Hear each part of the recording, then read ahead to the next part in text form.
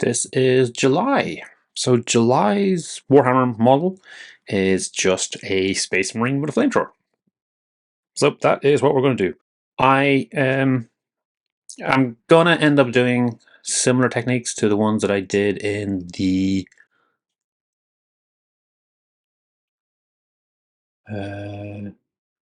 what are the lawmen called? So it's just I'm gonna be doing a Black Templar. It's just gonna be lots of black, some red, lots of basic colors. So we should get through this pretty fast. The one weird thing I do is I do use these Pop Goes the Monkey and 3D crosses. I've got like a big stack of them. So I am going to go ahead and assemble this, and yeah, hope you enjoy.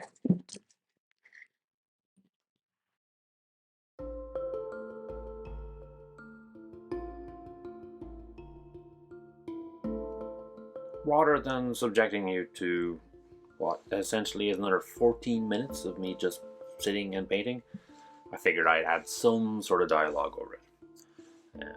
And so, like last time, I think what I'll probably do is I'll talk a little bit about what I'm actually doing in the video, and then I'll talk about some of my hobby.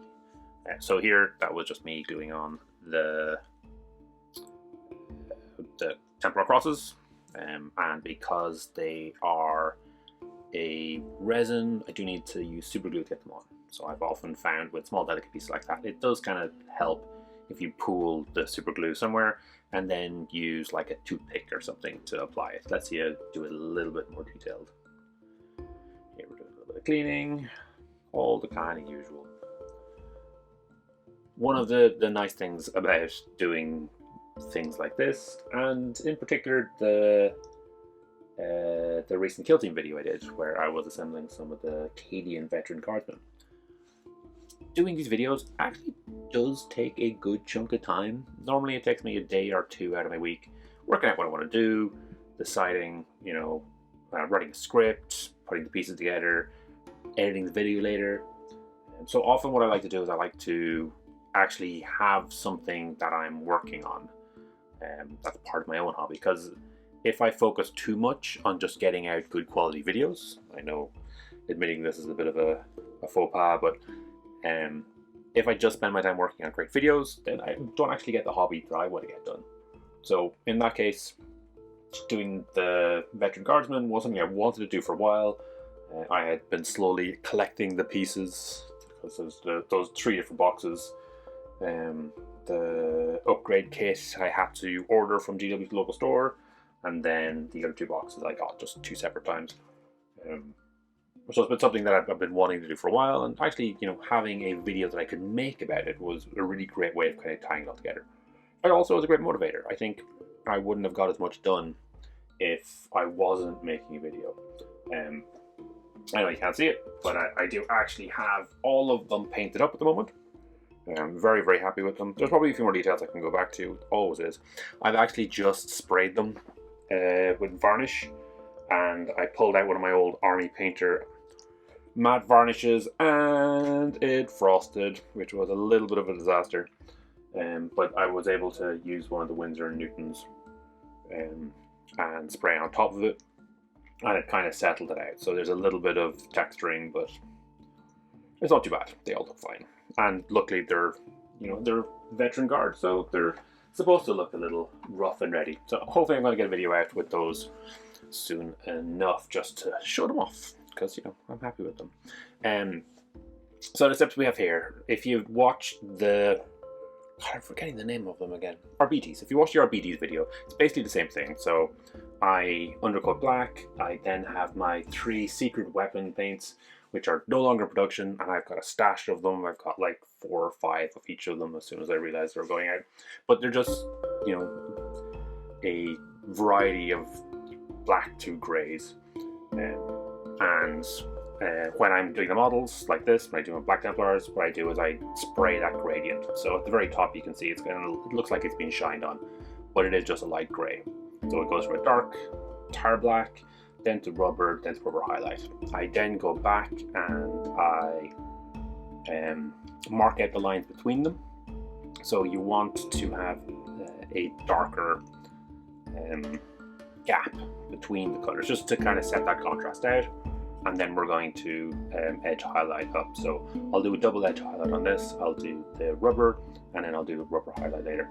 And then a little bit later down the line, I will actually do I want to call it a spot highlight, but like it's only on the highest bits. And I think I normally use wolf gray for that. Just kind of a bluey gray, but I think I've probably used white before. It's not a big deal. So all we're doing here is we have a bunch of different gradients going from black all the way up to essentially white, and we're just penciling them in. And you know, they are dark enough that it does still look like it's black, a black surface, that you're just getting a bit of a shine or sheen or a reflection on it. I'm really happy with it. I think it looks pretty good.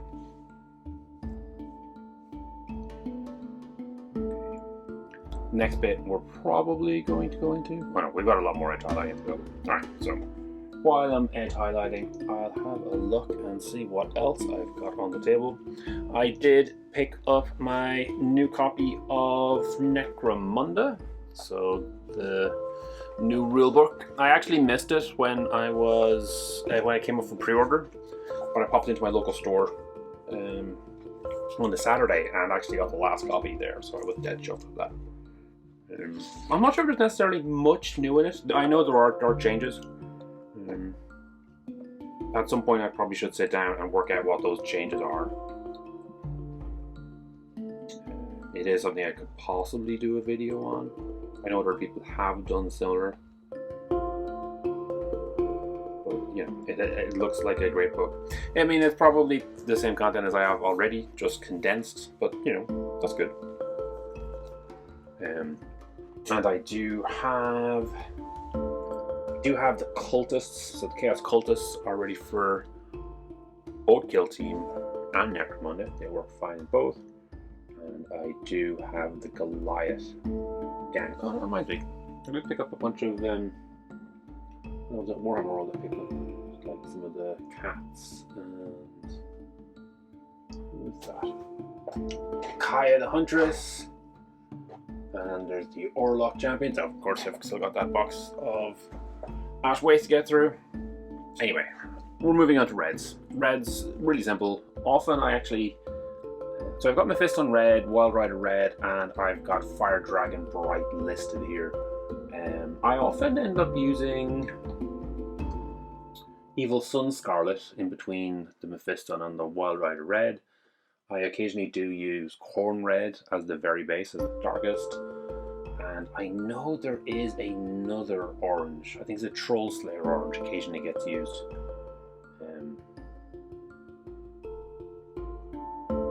So again, it's just, you know, having that kind of triad. They often talk about the triads, kind of the three main colors you're going to use. One for your lows, your mids, and your highlights. And once you kind of get comfortable into one of these, and actually, yeah, you can see that the two sets of three pots in the background kind of highlight this whole painting process. Once you kind of get comfortable and you kind of have picked those out, it's a lot easier. And I'm really impressed with Duncan Rhodes's two tin coats. The fact that he has those triads already in there makes it a lot simpler. I know GW do it to an extent, but it's a lot clearer. Now, I've never tried those paints, so I don't know. What we're doing here with the white is we're using some Pro Acrylic. It is a fantastic white. I'm building up from black, and the fact that I'm building up from black and it is working is pretty impressive. I know what a lot of people do is they leave their shoulder pads off and spray them white instead. So they're working from white and then they put the black over it, which is probably a lot smarter than the way I do it, to be honest. I tend to leave them on the theory that I'll then have the same kind of gradients on the edges and on the cross as I do everywhere else, and that'll kind of match. I'm not bothered enough to take them off. I do often end up with chalky finishes because I'm trying to layer so many whites over whites over white, which doesn't always work. There are lots of different approaches to it. The bone approach is quite good. I'm a big fan of using Vallejo's white grey, but any of the kind of really light greys work well for kind of building up those colours, and then only using whites as kind of top highlights.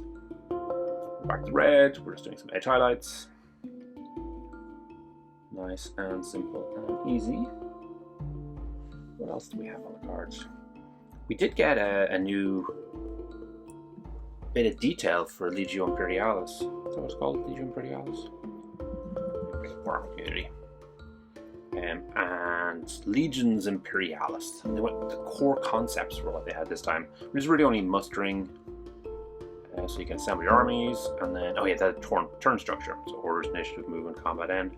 That looks really, really interesting. It looks very, very close to the way it used to be, or at least one of the versions of it. And you know, you've got a turn structure. It is technically 40k, but you've got alternating actions in your movement, alternating actions in your combat. I don't know. It looks like it's going to be really good. I'm not sure what to think about the size actually, though. They mentioned the board size was going to be, for 3,000 points, the recommendation was 5 foot by 4 foot. That is big. And we're just doing some steel. The Vallejo metals are fantastic. Definitely, I'd recommend. They're going through, yeah, so the board size at 5 by 4, I think I'm really disappointed with that. 4 by 4, I think is a really good size, and it's probably what I'll play it at. I don't really care what they have, unless there's something super important. Or brass, or classic, great metallic. And what frustrates me about it is it's the same. For Necromunda, we have the tiles. The tiles are great, but they come in a box of 4, and to make a basic 3x3, you need 9 tiles. So 9 tiles is 3 boxes, which is really frustrating. Like, really, you want to be able to make what you want straight away. And I know 9's not an easy number to do it, but it is what it is. So I currently myself, I have 8. So if I want to do a 3x3 board, I have to leave something out. So I'll leave a corner out, or I'll leave the middle out, and it'll just be blocking in the middle, and just kind of do it that way, which works fine. That's great. And it's me working the bases. I always use the same scheme for all of my Black Templars. So it is Dark Flesh, doing kind of Mars-like sands. I then Agrax Earthshade it, and I then dry brush it up with Riser Rust. I'm not sure if I included it in this. If I'm doing it properly, I would also grey in the. I think I put this down as Administratum grey. It's obviously a different grey since one of the Black ones. Sure, it's fine. Any grey is grand. And yeah, and then I've got kind of the temple runes. So it's the red sands and temple runes.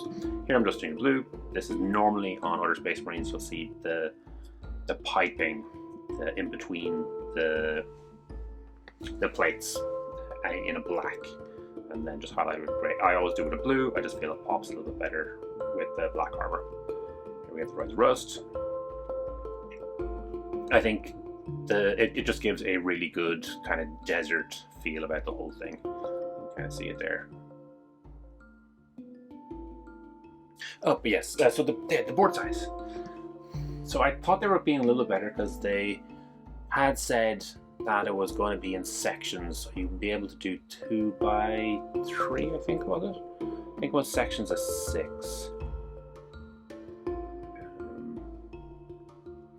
But yeah, either way, it basically looks like you're going to need to buy 3 of the boards if you're going to use the boards.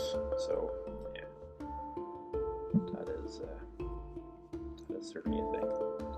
Okay, what are we doing here? Oh, I kind of blitzed through that pretty fast. So I was using washes to do the metal burn. So really simple, just a yellow wash, a purple wash, a blue wash. The black wash doesn't always work out well for me. I've been playing around with using some of the black contrast instead to kind of get that black look. Now we're doing the eyes. Again, we're just looking at reds. Essentially, I've got the red already. I think I did actually start this with a Blood Angels contrast. I would have done white on the eyes first, and then done the red, and then a little orange line at the bottom, and then just try to get that white dot in at the edge. And then a bunch of browns, and that's basically it. Here I'm doing some weathering powders for, again, kind of similar orange rust. This went much faster than I was expecting. Anyway, model is done. I dropped it into Games Workshop in Dublin, so it is sitting in there at the moment. I am super excited with the Legions Imperialis stuff, so we'll see how that plays out.